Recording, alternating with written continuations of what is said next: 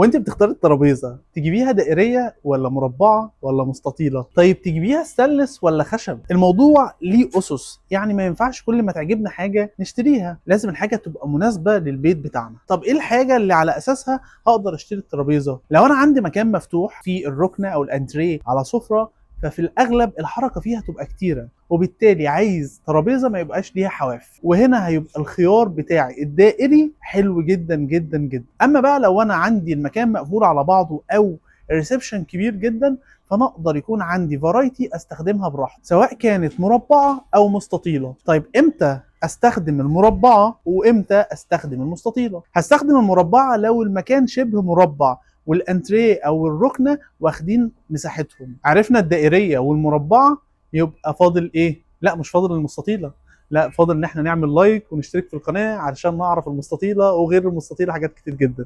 اما بقى المستطيله، فالمستطيله عايزه مكان يكون طويل، فهيبقى مناسب جدا في الاماكن الطويله اللي القطع فيها مرصوصه جنب بعض، في نفس الوقت المكان كبير، فاقدر استخدم المستطيله، هتدي شكل والسيمتري هتبقى حلوه قوي. بالنسبه بقى للستانلس ولا خشب، فده هيبقى راجع لستايل المكان، الديكور بتاع المكان عامل ايه. لو هو بيور مودرن فالستانلس هيبقى خيار محترم جدا جدا جدا، اما لو هو كلاسيك فالخشب هيبقى اذا ماست. لو هو نيو كلاسيك فانت عندك الاوبشن تختاري يا اما خشب يا اما ستانلس اللي انت تحبيه.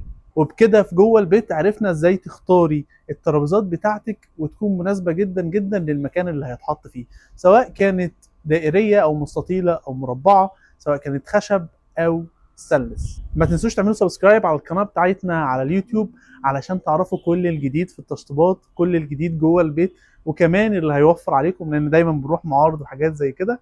ما تنسوش تعملوا لايك وتكتبوا لنا في الكومنت نتكلم على ايه الفيديو الجاي. سلام.